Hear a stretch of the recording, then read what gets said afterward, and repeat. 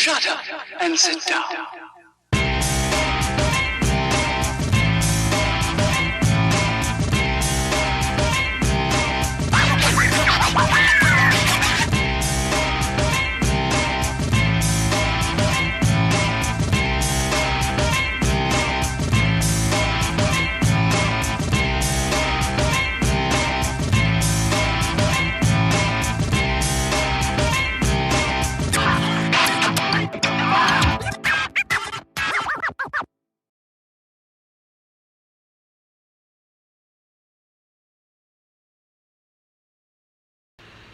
And here we are.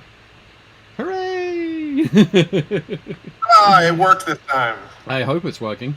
Do we have anybody watching? We're not set to private, right? Not this time? No, not this time. This time it's set to public. I think we should be okay. We'll see if anybody shows up. But yes, hooray. I think this should all be working. Fingers crossed. Yay! Okay.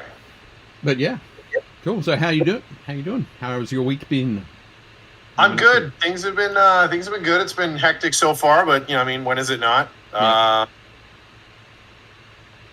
I haven't really had a chance to work on anything. If I'm being honest, it's been it's been me kind of getting caught up and running around like a maniac the last couple of days. So right. I was going to say, happy birthday for last Thursday. Oh, thank you so much. Hooray! What are you all of 35 now? Yeah, I wish. I am newly 47. Awesome. That's cool. Yeah, it was Friday. Friday was good for my birthday. My wife and I signed on a new house, so that was the birthday present. Nice. Yeah, that's going to take up all the birthday and Christmas presents for the next 30 years. Yeah, probably. No, it'll be pretty cool. It was for anybody who hasn't bought a house, it is super stressful. But it's nice to finally sign my name 50 times and have them be like, okay, cool, you can now pay taxes on this monster. I was like, awesome. Yep. But yeah, so we move into the new place in like a month-ish, like 5 weeks or something. Okay. In a couple weeks, I will be in a whole new background here. So, a couple more shows from here. So, excellent. What's new with you? What did you do? What did you do in the last week? In the last week, I because I bought my house 18 years ago, I didn't have to worry about that stress, and you have just reminded me of all of those signatures that you got to do. So much signing, so many pieces of paper. Literally, it's like you write your name 50 times. Yep. I felt like I was signing autographs. I was like, yeah, okay, sure. Oh, yeah, okay. Oh, one for you. Oh, one for the bank? Sure, why not? I love the bank. Dear bank, enjoy my money. Sincerely, Cheech. Have fun. Buy yourself something nice. That's cool. Yes, I've been doing all sorts of stuff. Lots of different bits and pieces. Doing some got some Secret Squirrel stuff that I can't talk about. But I'll be happy to talk about that just after Gen Con, I think. Sure. So when I'll be able to talk about that. Which would be good. Otherwise, I have been continually painting minis. Still painting. I'm painting up some Tartarus Terminators. Yeah, good. What did you trim them with? What's the edge highlight? The edge highlight. Is it like a flesh tone? Pardon? Is that like a flesh tone? No, it's a. It's just mixing some bright ivory from the Pro Acryl range. Okay, nice. Into my base color. So I do two layers of it. I do sort of a first highlight by mixing in some, so it's a fairly subtle edge highlight, and then mix in a whole bunch more to get that sharper edge highlight. So that's kind of what I've been doing on all my stuff. So like my Contented Dreadnought and that sort of thing. Their colors are very similar to Flesh Terrors. Right.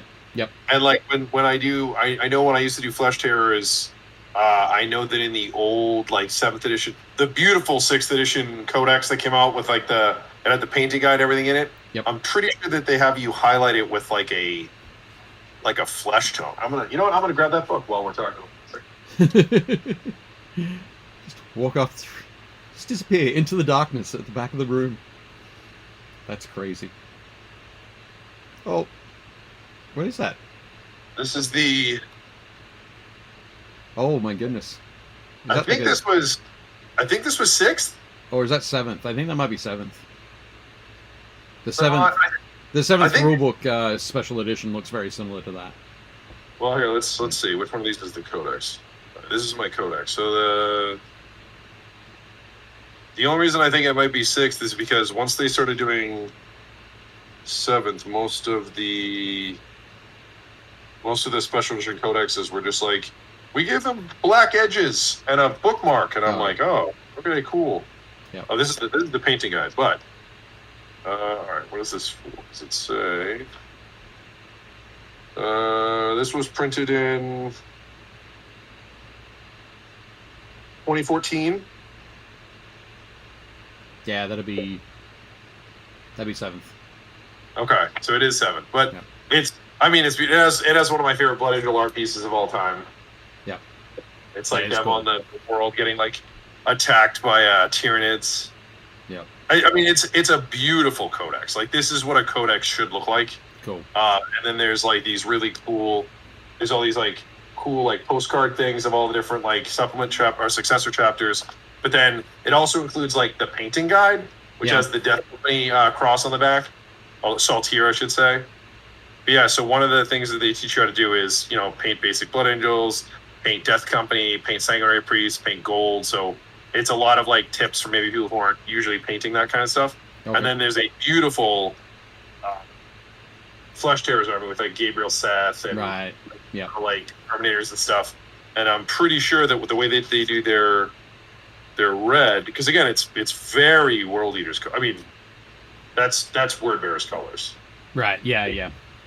So, but yeah, I remember looking through this because I don't usually paint them, and I was like, oh, that's weird. Like, some of their colors are really strange. Like the reds, I've painted Blood Angels forever, but for them, because they're not like that normal Blood Angel crimson, they're like that. Yep. I don't even know what The you call deeper. it. Yeah, so I guess so. To do armor, they have it painted corn red. Right. And then they paint all the metal lead belcher, and then you wash the whole model with normal oil. Right. Then you sort of layer it with Wazdaka red, and then you pick out the edges with Cadian flesh tone. Okay. Interesting. So Okay. I remember seeing that being like, I must be reading that wrong. I've been doing It looks great. So mine with so I start with like a mix of where's the black? yeah, see, there's the Right. Yep. Yeah. so, I've been starting with a mix of those. nice. So it's like burnt red, dark umber, and coal black from the Paracle range. I got those recently, so I'm trying to do those. See how much of the army I can do just with this new range, and they take a really small palette. So yeah, I start with those, then I mix in a little bit of the.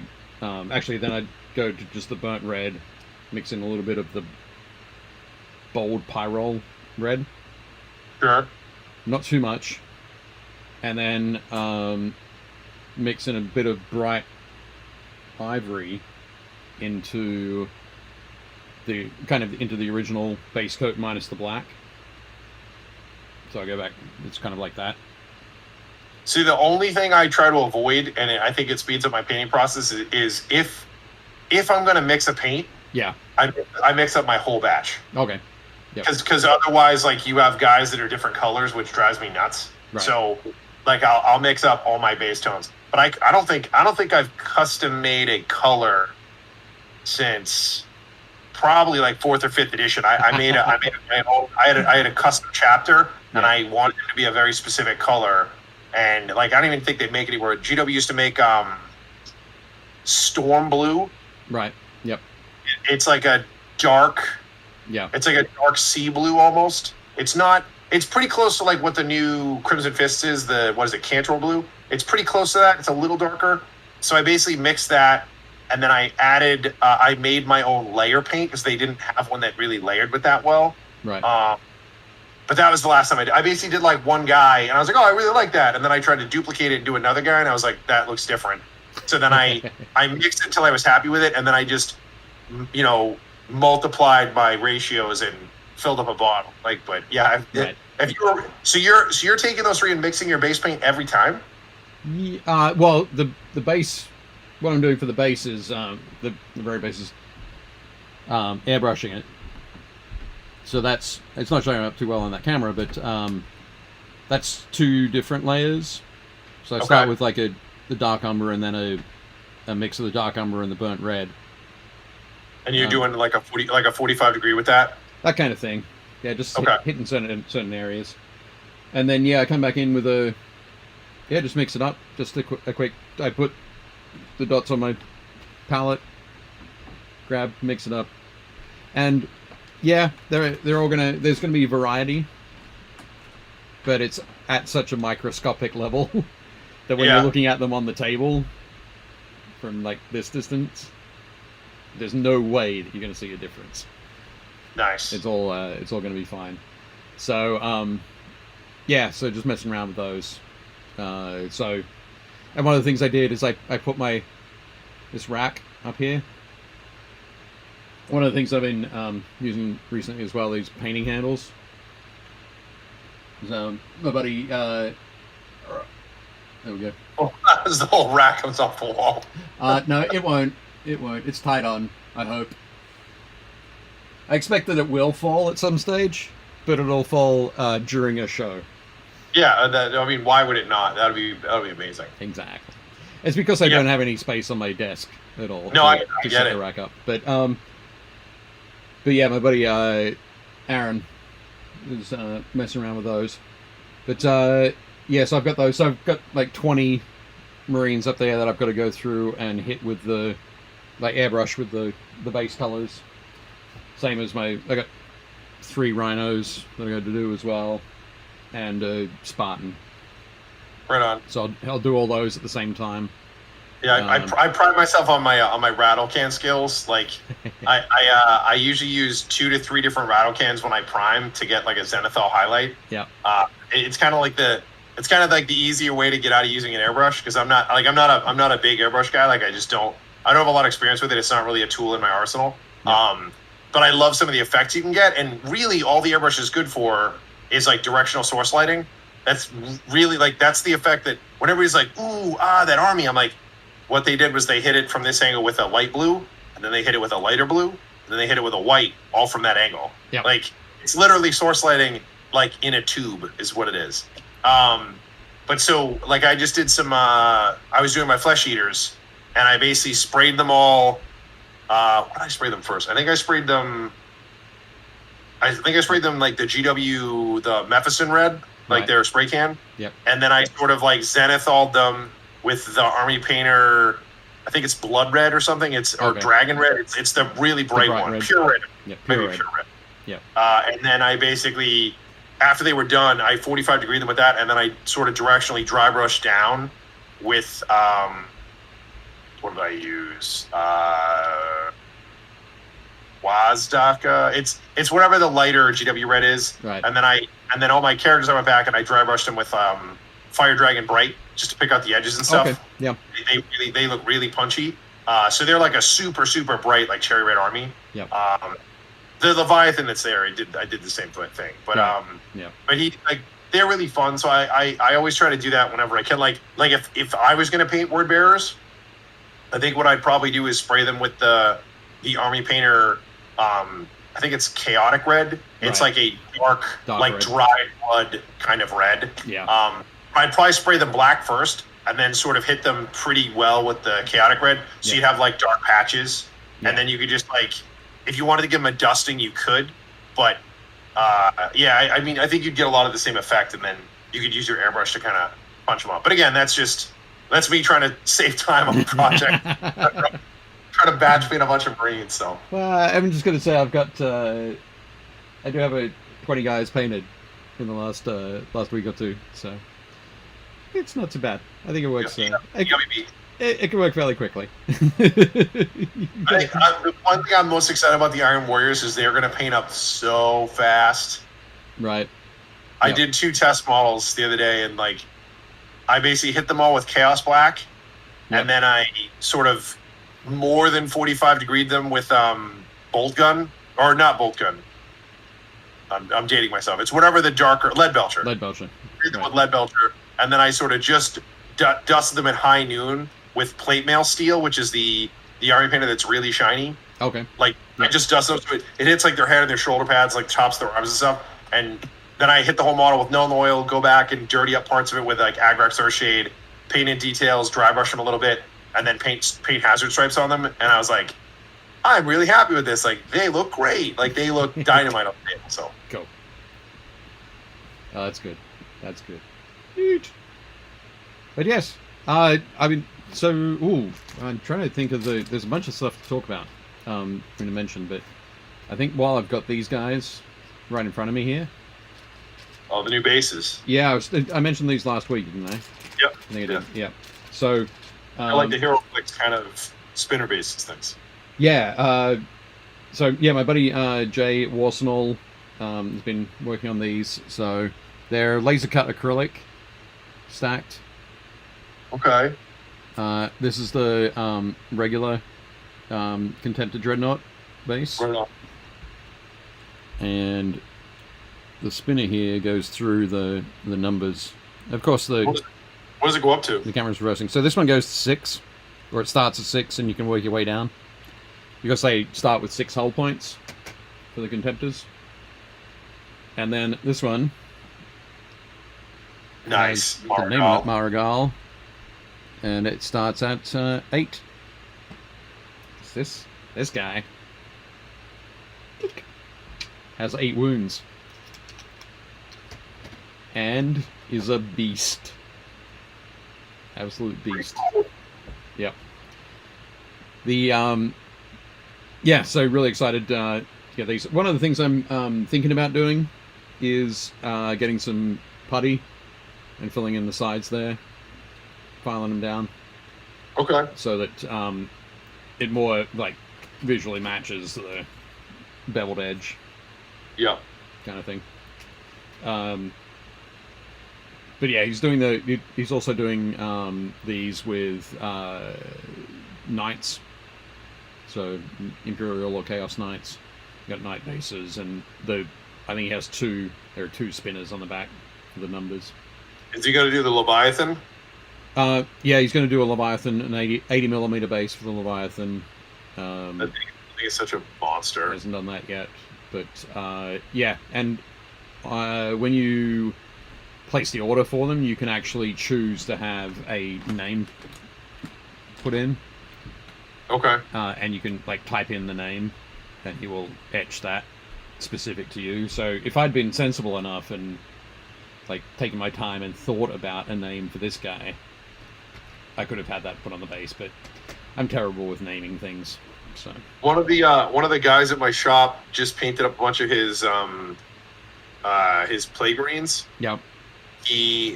There's another guy who he works with who does he has 3D like rim nameplates. Okay. So like same thing. You can like type in whatever you want, and it'll print them, and they'll fit on the GW bases. They slide right onto the bevel. Yep. And then you can glue them, and I was like, those are great. Like.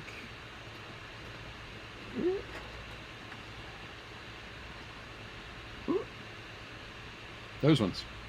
Yes. Yep. Yep. I got that one from, the ones for this army from Versatile Terrain in the UK. Dave, we need to get you a glass case from IKEA down there so you can put all your stuff in it. Yeah. There's a bunch of things that we should get for down here, but it's a matter of fitting them all in.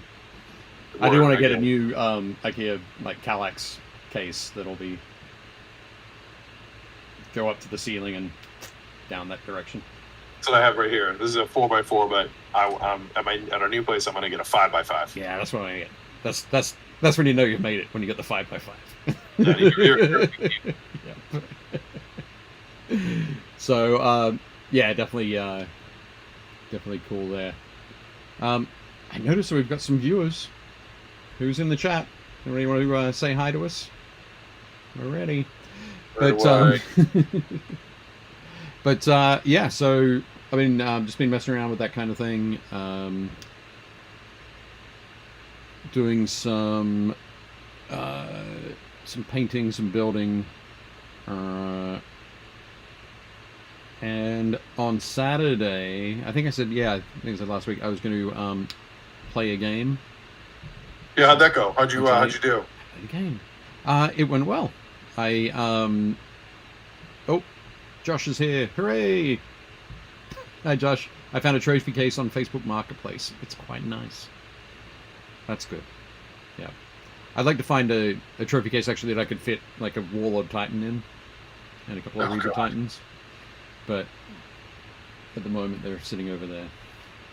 I think the most cost-effective one I've seen is IKEA makes one that's like I don't forget what it's called, but it's like $160 or something.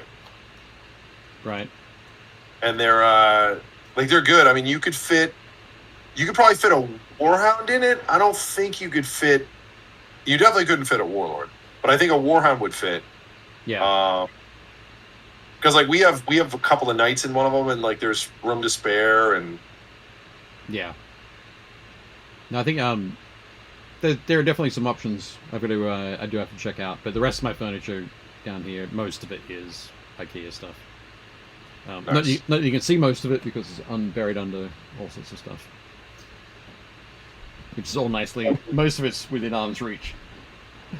You're in like Yoda's cave. I like your. I'm assuming your basement is fieldstone. Probably. Yeah, it's definitely stacked stone. Yeah, it looks like it's fieldstone, and then it's been painted a couple times. Yeah, this is just like actually this is the original lime whitewash. There, from 110 years ago, thereabouts.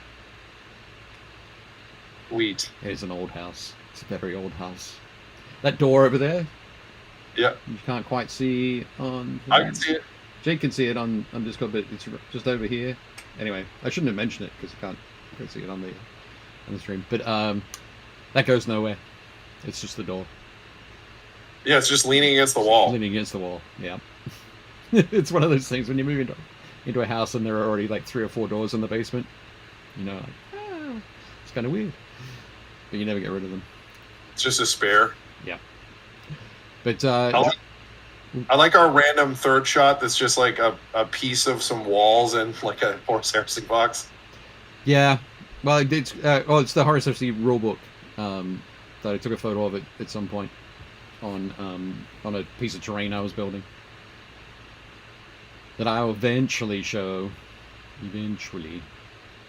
So how'd the battle go? How'd the game. Walk through your battle report. The game.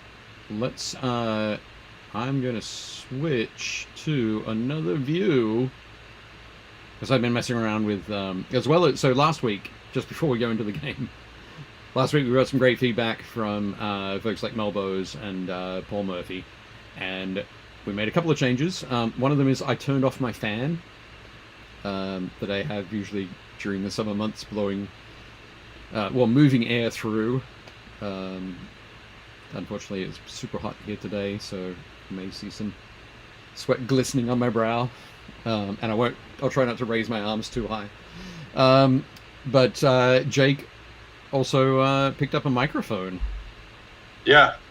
Sweet microphone. Yeah, Mel recommended I think it's a Blue Yeti or something. So I went out and grabbed one of those, and hopefully it sounds better. I have a fan on behind me. I don't know if you can hear it. If you can, I will shut it off.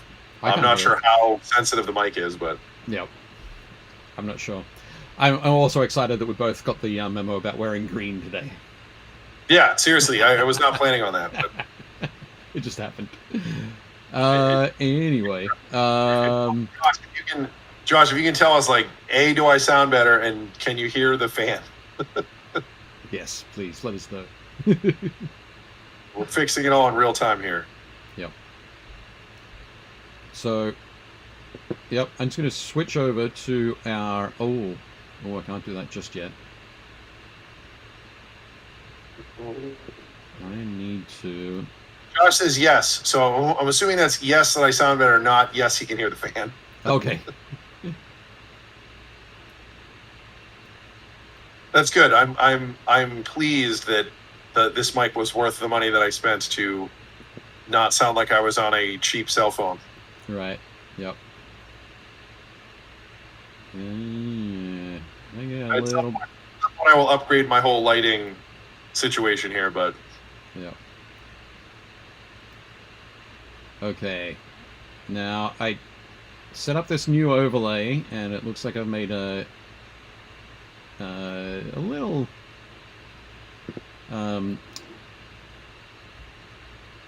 it's not as robust a result as it should be. So what do you got? let's go ahead with it anyway. Let's try it. So now I'm gonna, there we go. So see this bit with us down in the bottom? Yep. This needs to be, I gotta work out a better way of doing this. But anyway. Oh, nice. So it was kind of funny. We were playing a game against my buddy Joey Maguire of World's End Publishing, who does This Is Not a Test, the cool post-apocalyptic game, warband game, which was really neat. Anyway, playing as Joey, he's got Iron Warriors. Most of the army that you'll see of his on the table has been painted. There's a few models that aren't painted. I'll also let you know that a few of my models aren't painted, but we wanted to play anyway. We went ahead and played. And it wasn't until about halfway through that it was, oh, we should maybe take some photos. And I was like, oh, yeah, quick. So his siege tyrants look like they have havoc launchers on them? They do. Yep.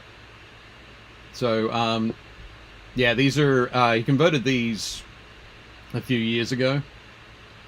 I can't remember exactly where he got them from. But, yeah, so he had a unit of 5 siege tyrants. He had a siege breaker centurion. He had 2 blocks of 20 tactical marines. And he had a unit, he had a contemptor with Carey's assault cannon and a fist with a storm bolter, or sorry, combi bolter. In there, he had a librarian leading the one of the squads, and librarian. Okay. Yeah, moving for a librarian. It was an interesting choice, but then he also had a unit of 10 heavy support guys with missile launchers. So flexibility is king in Heresy. Yeah. So yeah, in this particular instance, this is where this piece of terrain here is where my tactical squad, one of my tactical squads, my 20-man tactical squad had started off. Just in here. I'm not sure if we can. Nope. Okay. It's funny. I'm moving my cursor around in the area, but so just where the siege tyrant terminators are, yeah, you said he shot them and then charged them and then killed them all with the siege tyrants, but then he left himself kind of exposed, and then you were able to countercharge. Yeah, well, what I was going to say is actually just there is that the where those siege tyrant terminators are, there's a like our objective was there, the one that I had to hold was in that spot, the one that he had to take was sitting underneath them.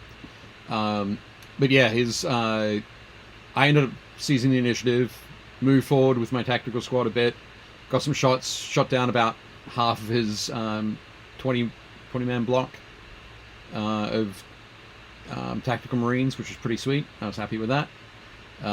Then they fired back along with the siege tyrant, and the contemptor actually shot at my Marigal, but yeah, basically caused enough. Well, I think he killed like 7 guys in shooting, and then assaulted and killed another 8. So yeah, when I failed my test, fell back. You can see some of my my troops in the bottom corner of that, bottom right hand corner there, and yeah, I was like, oh, I think I might have lost my objective here. So I moved up with the Marigal. Took some shots at the his Contemptor. No, actually, no, I didn't. I took some shots at his Contemptor with my Contemptor, my twin multi-melter, or twin Gravis Melter Cannon Contemptor, and took it down to like 2 wounds remaining, which was quite nice. Brought the Marigal around, shot a Siege Tyrant Terminator, got rid of one of those, and then assaulted those Terminators. And I think, yeah, he wasn't able to Overwatch because of a restriction from his Siegebreaker. And yeah, just in combat, I divided up my 6 attacks, put 2 on his Siegebreaker and 4 onto the Terminators. Killed 3 out of 4 of the Terminators that he had. Just with that brutal 2 and that thing is so gross. yeah, strength 9, AP 2, brutal 2, which is pretty sweet. I think the only advice, I mean, and I wasn't there, so I can't tell, Yep. but the only advice I would give anybody playing against somebody running a Marigal or a Leviathan or anything is just stay back and shoot it. Like, you do not want to get near it. Yep.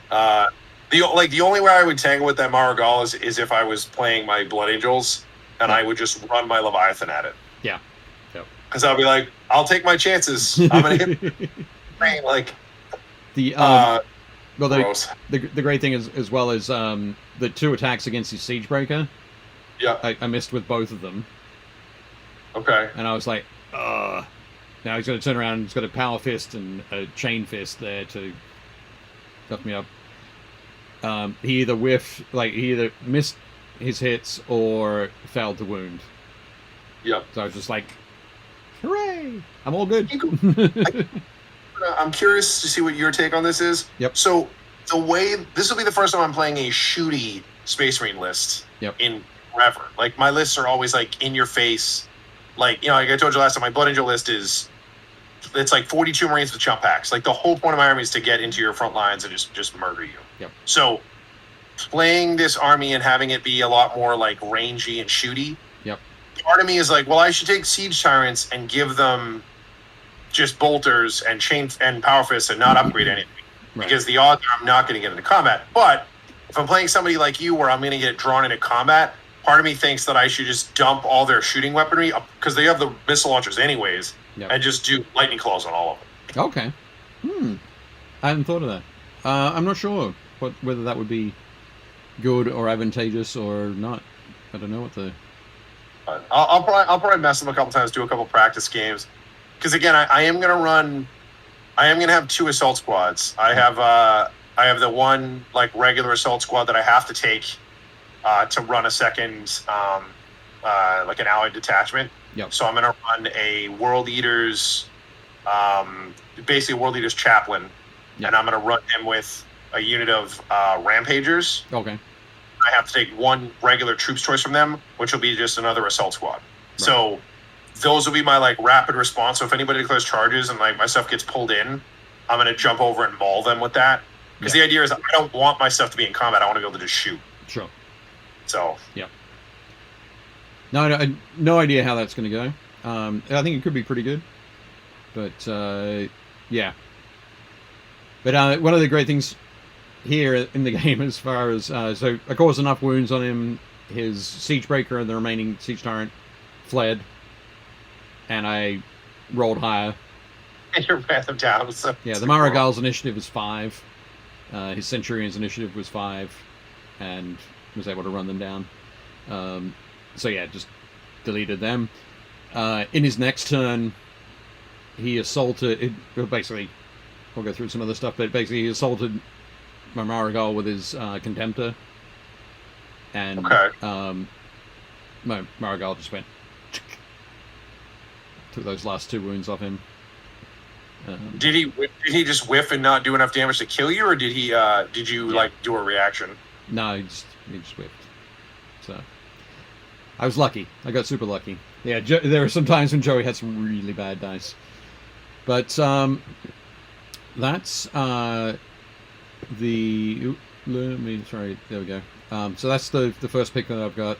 Second picture that I've got So that's the point. At one point where, of the 30 tactical marines that I'd taken. Josh likes your terrain. Yeah, the terrain's actually from my local source. So this is at games and stuff. So this is that's the old school. That's the old school. Cities of Death. Yeah, it's the old school Cities of Death stuff that you could like put together. It was all modular. Yep, and only like 3 inches tall rather than the 5 inches tall that each level is now. That stuff all cracks me up because all that stuff was actually built to Inquisitor scale. All right, yeah. That's why the windows are so weird. Like you're like, what? Yeah. You're like, how come my guys can't see in this window? I was like, because it's built for Inquisitor scale. Yep. But yeah, there was a point where, so this is my dead pile. So you can see Which one? So oh, I haven't transitioned over to it. How about that? Why is that not? There we go. Still getting the technical things right. But yeah, so that's the dead pile there. It's still the same. Oh, there we go. Yep. There we go. Yeah, that's a lot of delay. So yeah, this is the dead pile. But as you can see there, like each of those guys, they all look like they're from the same army. Yep. Except for the 7 at the back there that are unpainted. Yeah, the Dark Angels in the back there. They're up here. They'll be painted soon. And let me switch to the last one. So, first turn I moved up my Rhino that had the 10-man tactical in it. Galvor back. Had the Galvor back coming along behind. And the bolt of fire from the Iron Warriors. They're at +1 strength when shooting against vehicles. Oh, good. And yeah, so they managed to pop the Rhino, just make it a wreck. They weren't able to penetrate it, so they couldn't explode it. But yeah, they just made it a wreck. I think I was able to get 8 guys out. And yeah, by this point, so this is my second turn. I moved them up in front to clear the way for the Galvor back. I fired with 8 of my guys, took out a couple of his tactical marines, and then with the return fire, lost 5 of my 8. So just sitting there with 3 guys left, and it's like, son of a. The Iron Warriors are good at. They're just good at just wait to fire. Yeah, I am such a huge fan of of 20-man tactical squads. I think we've talked about this. I think you're gonna have a discount because that you don't have to pay. Basically, that first 10 has a premium on it. The second 10, you get a bit of a discount on it. But yeah, just that weight of fire that 10 can deliver is pretty. It's even worse too, because if you can make it so that they don't move, because they all have bolt guns, they can do that double shot thing, which is even crazier. Oh yeah. Fury of the Legion. I mean, Fury of the Legion used to be, if you did it, you weren't able to shoot in your following turn. Right. That's not a part of it anymore. Right. You can Fury, if you don't move, you can Fury of the Legion. Heart of the Legion was a really interesting one as well. That great rule that if you're a tactical marine on an objective, you get a 6+ shrug. Yeah. Which is like, that's cool. Running his guys with bolters, or did he give them the Olympia shrapnel cannons, the shrapnel guns? He had shrapnel. Yep. Okay. So it's slightly shorter range, but if you cause any wounds, that unit's pinned. I was like, oh man, that's just gross. Yep. But so shortly after this photo was taken, though, my Gal Vorback charged in. and this is the same time as my Mara Gal was assaulting his siege tyrant terminators. Right. Gal Warback charged in. No, this unit here didn't have the shrapnel. They just had regular bolters. It was the other 20 men squad had the shrapnel. So my tactical marines weren't able to use any reactions because they were pinned. Oh, right. Yep. But yeah, I was able to get in with the Gal Warback and the chaplain, and because of his iconoclast rule for because he was the warlord, you got the iconoclast warlord trait, and charging. Oh, you know what I might have forgotten something. Might have forgotten rage. I think I forgot rage. But anyway, I rolled 5 dice per guy, 25 attacks, and with the chaplain doing giving them hatred everything. Rerolled all my hits. That's pretty good. 23 times. 23. I missed twice out of all those attacks. Yeah, that'll do it. And then wounded and killed like 13 of them. That's which is pretty good. sweet. He had 16 left at that point, so 13 of them died to the Gal Warback, and then my chaplain consul killed another 2. So he's just left with his vexilla standing there. Yes, his centurion or his sergeant got to like smack you. No, actually, it's some what happened there? No, I'd managed to snipe off his sergeant in some fashion. I can't remember how, but anyway, yeah. So there was just left with one guy left, and he of course failed his test, and I ran him down. In that in this shot, you can see just over the top left of the photo. There's that's where his heavy weapon team was. Yeah. But basically, just behind that little wall, that little barricade that the Iron Warriors are standing behind, is where his objective was.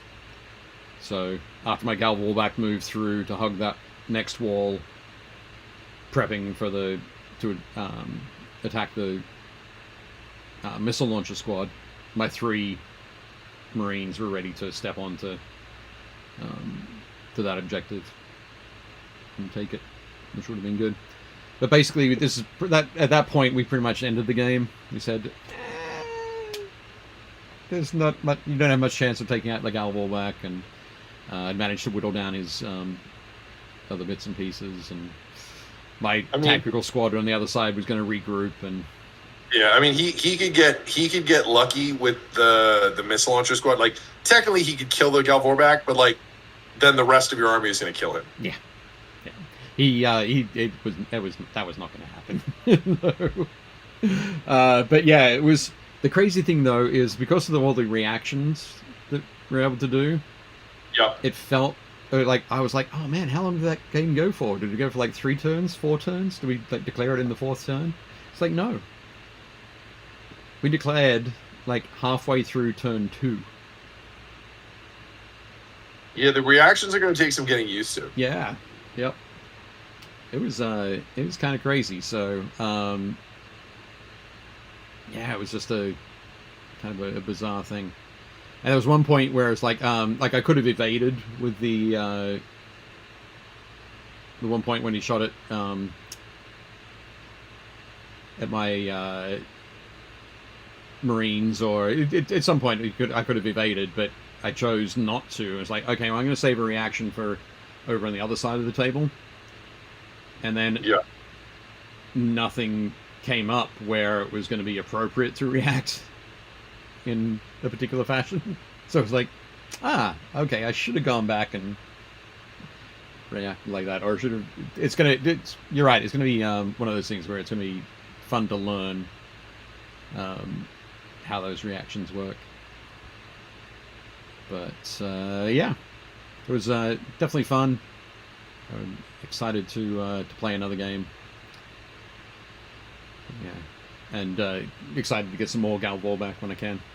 Yeah, they're definitely cool looking models. Yep.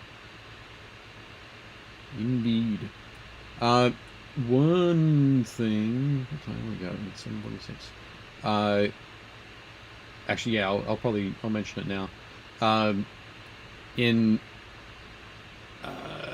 me see if I bring that photo back up. There we go. So in Joey's his main squad over here, the 20-man tactical that was led by the. Let me do that transition. There we go. Now I can remember to do these things. I hope. Coming through any time now. And there we go. So the in his squad he had a vexilla, but he didn't. He'd paid for a vexilla, but his model didn't have the vexilla standard on it. Yeah. Because it had broken off. And I was like, that's strange. Like, none of mine break off.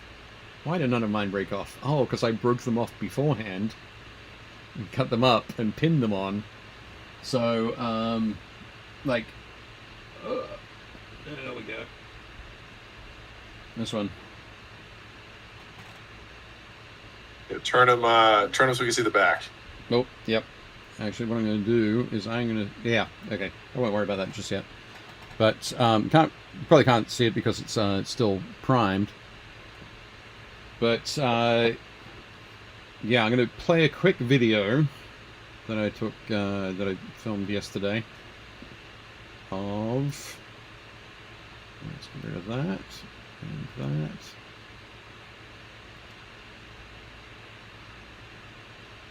And we're going to show people how to pin stuff. Yeah. Eventually. Eventually, yep. Let's see what happens. The timing on these things is always going to be really crazy. Oh, it froze. It froze, yep. And then it's going to come back. So, yeah, so you can see my my painted guy there. I'm wiggling the stick back and forth, but a regular one, once you glue it on, you can get either you might get a break at the base point, like there where the glue failed. Yeah. But typically it'll be a break on that little tiny thin piece of plastic. Yep. So this is from a Mark IV. The Mark IV and the Mark III Marines have the same type of vexillas. So what I'm doing here now is just cutting out the that thin cross part, thin rod there. So you can see that, and now I'm going to do. I know that I've got to trim it out, but I've got to do it while I'm working around the camera to film it. So there's loads of things that I'm learning about filming stuff, but yeah, just trim that up and sort it out there, and then I'm almost going to stick my thumb with the drill, and yeah. So what's that? That was close. Yeah. So just a quick drill there, and I go back and forth here, just backing it out so I can pull out some of the little bits of plastic. I drill out all my barrels. Yeah. Yep. Yeah, they use the same one for my barrels. Most of them I drill out. Sometimes I forget and just paint a little black dot on the end. And then that's just cleaning up the top of the backpack. On the Mark IV, it's a little bit more difficult because the Mark IV has that split. The backpack is split, but it's right in the center there. So you're going to make sure that if you've glued that together, that glue is thoroughly holding on a Mark IV when you're drilling into it. But, yep. Here, just drilling in, cleaning it up a little bit. And it's standard paperclip size. It is, yep. So yeah, 1 millimeter drill bit. So it makes it very easy for standard paper clips. I need to get myself some more I'm almost out of paper clips. Not from vexillas, of course. But yeah, what I usually do as well is I go through and I basically bend it out longer than I need, but to try and get that nice and straight, because when you first have it, that's the best time to bend it out nice and flexible. And that's me just finding a spot to clip it.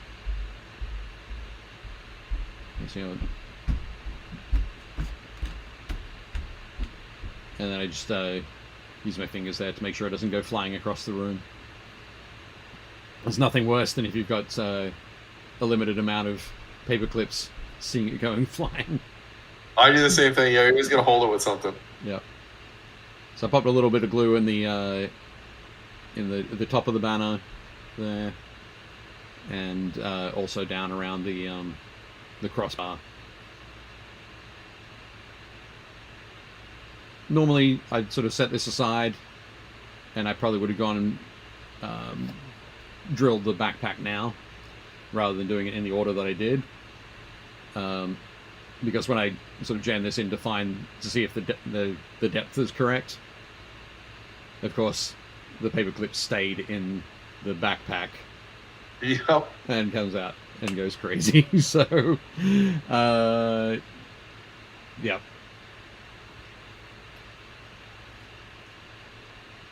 So, yeah, I think then I just go and sort of trim up that rod a little bit.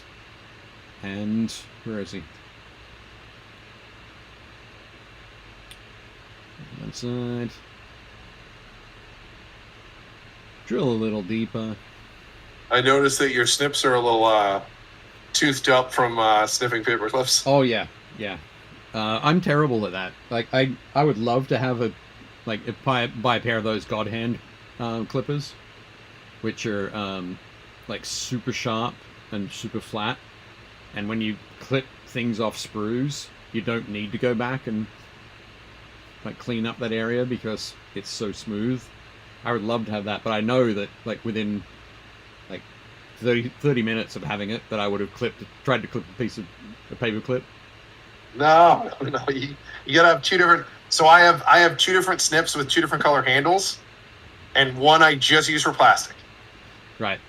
Yeah. And that's my super sharp one, because yeah, to your point, I don't want to have to trim stuff up, so I just snip that stuff, and then I have another older set that I use for everything. I'll clip resin and paper clips and metal and whatever. Like I use those for everything else. Yeah, I'd have a situation where at some point on this desk, like those clippers would disappear under several layers. I wouldn't know where they are, so I'd just reach for the next set that I have that I did know, and I'd use them. So that's just me. Come on, Dave, get it together. Yeah. It's working for me so far. So we have a new viewer who just jumped on. Welcome. Welcome. They call me Hidalgo. This would be Chris. Excellent. How you doing, Chris? Good to see you. Thanks for joining us. But yeah, so that's the guy from the video. Look at that. I dropped him, and he still has his vexilla. But yeah, that backpack is going to come off before the vexilla does. So, yeah, that's just a little. I like the idea. I like the idea of the metal ones. That's a little fun thing. Yeah, definitely it works. On the... Where's that one that I brought down? So, for the... this guy, it's a little bit different because he has the scroll at the bottom. Yep. Which was Gino's attempt to make it stronger. And I think it would probably work to give it a bit more strength, but I still clipped off the plastic pieces, carved out a little channel behind the scroll, and then plugged that steel or the not steel but the paper clip in there. Looks good, man. So yeah, once again, nice and solid and not going anywhere. That's I think the way to go. So, yeah. Hopefully, what I'm hoping to do actually is to do a little video like that for each week. Just something simple something cool. A little solution to minor inconveniences, really. So next week I'm probably going to do something, because I'm working on word bearers. I'm going to do something where to sort of, yeah, you see the little Oh, the scrolls and little paperwork there. Just to show people how to do that in green stuff, because I don't looking around. Here we go. So I haven't finished painting this guy, but in the on his thigh there, and it's on his torso, there's little oaths of moment or sections of the words of Lorgar, or the word of Lorgar. I mean, the word bearers are I'm assuming that they're like centerfolds, or like, you know, like they're like trifolds about like, hey, do you have a moment to talk about the powers of chaos? Pretty much, yeah. Yeah, it's I don't want to talk about that. This one here, you can see the like five little ones across the top there. Basically, as once they park, it basically says like, got chaos? Call this number. So you can pull one off, go home, give them a call. Would you like to know more? Would you like to know more? Exactly. So I think I'll try and do one of those each week and see how we go. If anybody's got some ideas, Chris or Josh or any of the other folks who check out the videos, let us know in the comments, and we'll be happy to. Yeah. I have zero problem like sharing that we've accrued over the years. Oh, indeed. Yeah, I enjoy talking about it. It's definitely some fun bits and pieces. So yeah, I think I've got obviously still got a lot of stuff to paint and get done and that sort of thing. One thing that was a lot of fun after the game was talking about different aspects of the game, and I think I mentioned this to you on the weekend. I was like a complete doofus about the book. The Liber Hereticus book, because I didn't. There's no Praetor rules in there. I couldn't find the rules for Praetors. It was like, I know where they should be, but they're not there. My book starts at Centurion, Legion Centurion, Centurion in Cataphractic armor, Centurion in Tartarus armor, blah, blah, blah.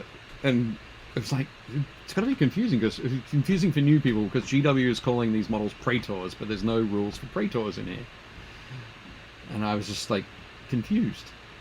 I thought when you were telling me the story, I thought you were messing with me. I was like, what are you talking about? Like, the HQ page shows a picture of a Praetor. It's the chonky guy. And then the next page is the 4 Praetor variants. Yep. But when I open my book, there's HQ, and what it would do until the weekend, until when I game with Joey. Together. Yeah, they weren't stuck together as such, but they just weren't separating whenever I'd flick past it. So I'd open the book and it would just go to that Centurion page. And so I was just basing everything off Centurions. And that was all hanging out in there. It's crazy. Remember, kids, when you're in doubt, double check the page numbers. Yeah. Yeah. You're like, that's weird. It jumps from 92 to 98? Something wrong with my book. Well, I will admit, I don't think I read anything before the Centurion. I just started at that point. It's like, I know I want to have a chaplain, so he's going to be a Centurion, right? But yeah, so I was kind of excited to find that. Initially, before the game, I was looking at the warp fire cannon that the Marigal has, and I was like, I don't think this is particularly good. And then we got into the game, and I was like, oh, actually, this is really good. There was one point. Yeah, I'm excited. Flamethrowers are definitely back. Like, flamethrowers seem like they're going to be great. Oh, this is the warfire cannon isn't a flamethrower. It's a well, all the warfire things. So the warfire cannon, the warfire blaster, and the warfire pistol are all variants on the plasma. So plasma pistol, plasma gun, plasma blaster. Plasma gun and plasma blaster both fit into that warfire blaster, and plasma cannon. is the Warfire Okay. cannon. Yeah. But rather than being strength 7 like plasma, it's strength 6. But Does it have get hot? It does not have get hot. It has and it has pinning as well. Okay. So and the way that, because of the way that the like the structure like against infantry, Yep. the way that the wound chart is structured, 6 or 7 against Marines doesn't make a difference. It's still wounding on 2s. Okay.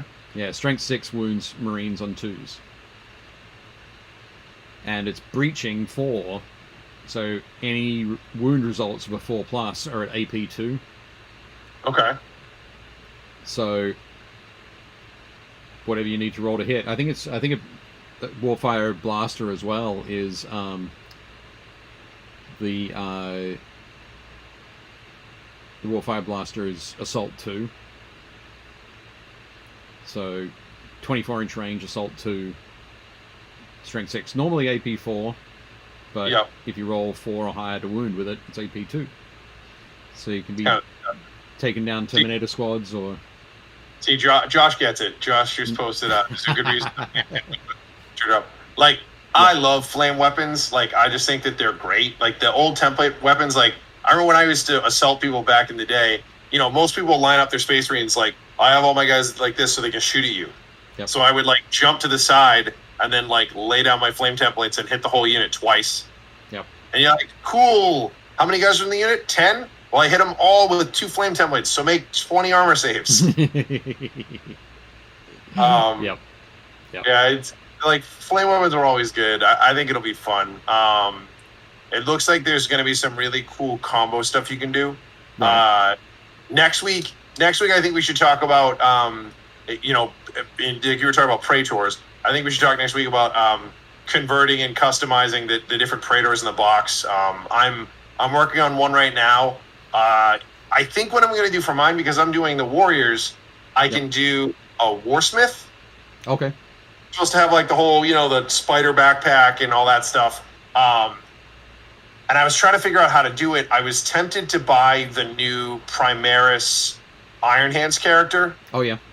They got the big axe, and he's got like he has like the fun claw game hook hand, and then he's got like the bolter.